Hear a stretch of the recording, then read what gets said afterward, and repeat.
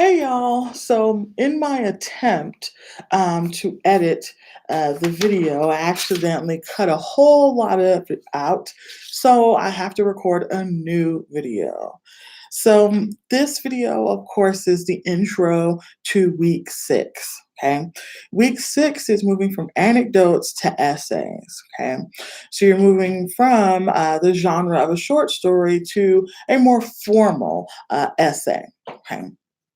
So you'll still be working with the same story from, or the same event from your memorable event reflection that you turned into a short story. And now parts and pieces of it will become part of the actual essay, your perspectives essay. Now, in an analysis, which is what you did for the Lane Hart essay and then wrote about it, you're going to need to do some of that with your own writing to determine which parts and pieces to take from the memorable event reflection and also from the short story to write the essay, the perspectives essay. Okay. Now, this is an instance where you're going to be really focused on which part of the rhetorical appeals you're going to need to rely upon more heavily than the others in the perspectives essay. Now, as you analyzed and took notes on the Lanehart essay, where you were looking at her illustrations of rhetorical appeals to really discuss not just their existence in her essay, but how she used them and if they were effective or not. Okay. So, for example, in the Lanehart essay, she did make use of all three rhetorical appeals. Okay. For example, in the very first line of her essay, Lanehart said, "My fervor for language," and there's more there. But that particular word, fervor, it actually means passion. So, that word in that sentence is an appeal to passions, appeal to emotions. Another instance where she used an appeal to emotions is when she incorporated her family. Okay, when she had those personal anecdotes about her family and their use of language, and how she grew up thinking how certain parts of language were bad, how certain people spoke were bad, and how her family also thought that the way in which people spoke was bad or good. Okay. And of course, her overall point, her thesis, was that there is no such thing, and there shouldn't be any such thing as good or bad language, because those are really subjective terms. How people speak is really based on where they live, where they're from, it's their dialect. But making such determinations of good or bad is really erroneous when it comes to language because language changes, people change. Lanehart changed in her coming to a realization that there is no such thing as good or bad language. And even her instance of the quotes means something because when you use those kind of air quotes, it means that the definition of that thing is in question. The meaning of that thing is in question. Okay. So she used ethos in talking about the specific classes that she took, because in really talking about the specific classes, that's a part to appeal to your to the credibility. Like, she's talking about language. She's arguing that there should be no such thing as good or bad language. So she talks about the way in which she came to that realization, her process. And part of her process was taking coursework on English language, on American language, which that's what she's talking about. That's what she's writing about. Okay. Also, as part of her credibility, is focusing on the process, right? Really focusing on the parts of it, even talking partially about the UT football player as well. Which then we come to, another part of ethos is when she incorporated a well-known author and a well-known book, The Color Purple. That's also a part of building your credibility because it shows that you know what you're talking about. In addition to coursework, she brought in the author, a prolific and well-known author, who also uses bad English in her books because those are the way the characters speak. Okay. Um, And it really is part of, appealing to your audience with regard to books and all that information. But the other part is logos, which logos is facts and statistics and all that good stuff, but also the way you present information that it makes sense. For example, with regard to the UT player, that's a fact. We can look that up to see that information. Also, it's a fact that Alice Walker wrote The Color Purple. We may not have had any statistical information or percentages, but those aren't the totality of logos. And also, it just makes sense that she would present this information, and also that she would come to this realization in multiple ways. She's coming to this realization, her interaction with her family, her presenting the football player, her incorporating Alice Walker in multiplicity of ways. Okay. Oh, and always be sure that when you're doing an analysis, biographical information is not usually considered part of the analysis of the essay. That's just usually biographical information for any article, any writing on the author itself. When you're focused in on analyzing the content of the essay, then you only focus on what's in the essay. Now, if you were doing an annotated bibliography, then that would be different because you would then include the author, well, not just the author, but their educational background, because that has a bearing on the usefulness of the article or the book. Okay, so you would use that for annotated bibliography, which is something to know now because that will be part of your final portfolio is an annotated bibliography. But for an analysis on an essay, that bibliographic information on the author, you don't really use that as part of the analysis. Okay. So essentially, Lanehart's point is in writing this is that there's no, or there shouldn't be any such thing as good or bad writing. And also, it really shouldn't be used as a means to judge a person because, again, we all speak differently. As one of your classmates wrote, what a boring world it would be if we all spoke the same. That's what makes this so interesting, the diversity of who we are, how we speak, how we think. Okay. So that part is something to think about as you are writing your perspectives essay, because you will be writing to an NPR audience. So you'll have to consider what the NPR audiences likely need with regard to the rhetorical appeals and how you use the rhetorical appeals to inform or to persuade that audience of the purpose of your, or the point, I should say, the point in your perspectives essay. Okay. So, as an example, some of you have written on, really close topics about, a family member who passed, very close family member. You wrote about that and you remember event reflection because it impacted you in such a significant way. Then it became the short story, really focused in on making a dominant impression for your audience, but still talking about how that family member passed away.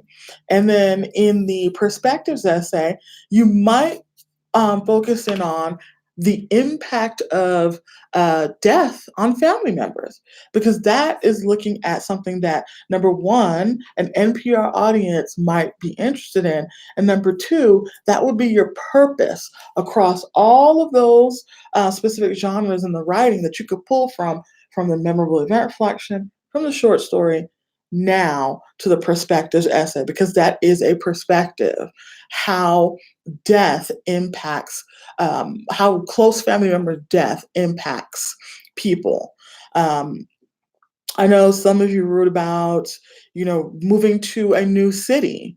That's a perspective. How to be in a new city, or how to be in a new city, the excitement of being in a new city. So these are all perspectives. Okay.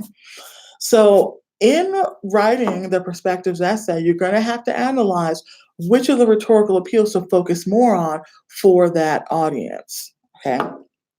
So in that regard, This week 6 is an opportunity for you all to think critically how your writing is shaped by the rhetorical situation and to consider writing as an assemblage.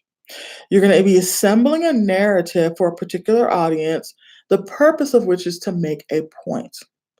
In addition to analyzing how another author is using the appeals, which you did that with Lanehart, you, of course, will think about how you use the appeals in appealing to your audience, to the NPR audience. So you're going to be pulling from, again, your short story and your earlier reflection. So you might pull parts of the short story to the essay to grab readers' attentions, to kind of pull them in to continue reading on the rest of the information because you're going to be immersing your readers, your audience in a powerful scene. Okay. You can then pull from your reflection to help underscore what is significant about this moment to help make your point.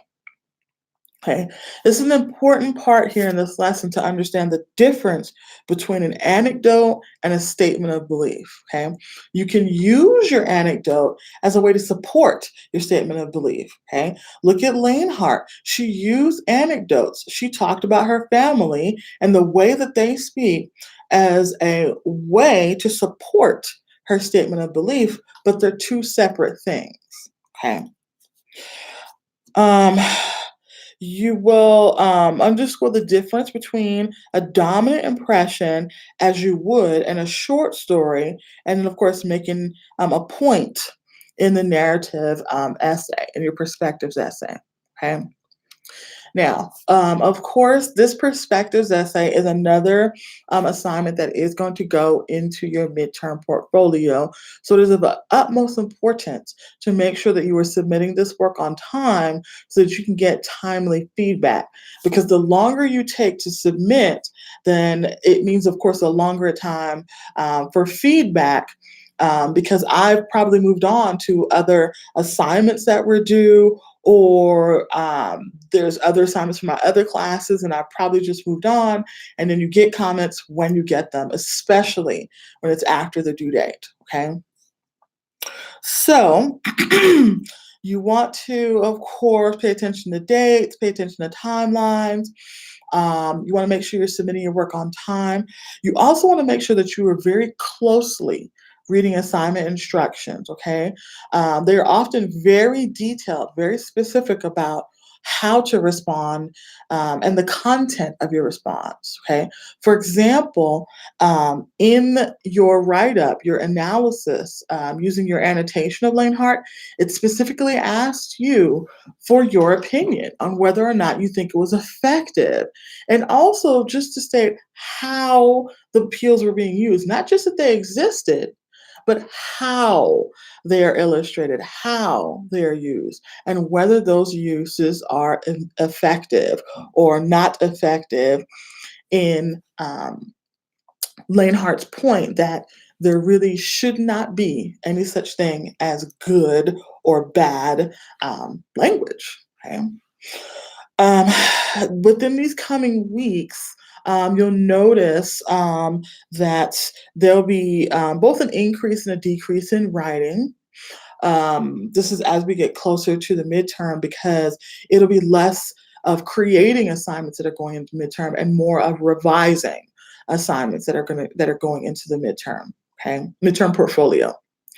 So by probably by the end of next week, I'm going to open up the week 7 module and also open up the submission for the midterm portfolio. Okay. Now you'll see the module itself. Okay.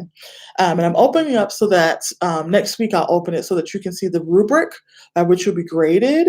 And you will also see the specific assignments that are going to go into the midterm portfolio. So if you haven't completed those assignments ever, you need to get on the ball and get these things done. Okay. Because it's not going to be a whole lot of time to create these assignments from scratch if you haven't already done so. And there's probably just not going to be enough time to get any feedback on these assignments as well. Okay. So this is a redone video for Module 6 that I'm going to post in a couple minutes. Of course, Module 6 is already open, so you can go there, see the assignments. And the very last thing I want to mention is that at the end of Module 6, and it's actually something that goes into next week, um, the week after week 6, which is a possibility for extra credit. So with the perspectives essay, there's an opportunity to revise and record it. That is for extra credit, and you'll see it because it says at the top, extra credit. It's not required. No one has to do it. It is extra credit. Okay, it's a opportunity to maybe replace something that was not done that you earned. You didn't earn any credit on because it was incomplete because maybe it wasn't done, or an opportunity just to add some extra credit. Okay, but again, it's not required. No one has to do it. It is towards the end of Module 6, but it's actually due at the beginning of week 7. Okay, just pay very close attention to those requirements. Pay very close attention to instructions. Okay. Um, to wrap up, thanks for sticking with the course. Thanks for doing the work that you're doing. I do want to add here that my comments are harsh. They are. And that's purposely done because this class, right after this class, you go into 2010. Okay. There's no longer a buffer between this class and taking 2010. This class, as long as you pass with a C or higher, you're eligible to take 2010. So this is why I'm grading you all so harshly. This is why my comments can be quite harsh. Because after this class, it's English 2010, which is actually in the English department. This department is literacies and composition. We work closely together, but it is separate departments, separate faculty. Okay, so just to wrap up, thanks for all the hard work you're doing. You guys are just killing it right now. Keep doing what you're doing. Just stick with it. We're speedily heading towards the midterms, which means speedily heading toward the end of the semester. Okay. But that's just a wrap up. Thanks for watching, and I will post another video next week. Yes, next week, Friday, towards the end. Okay. All right. Thanks for watching. Happy Friday and have a great weekend.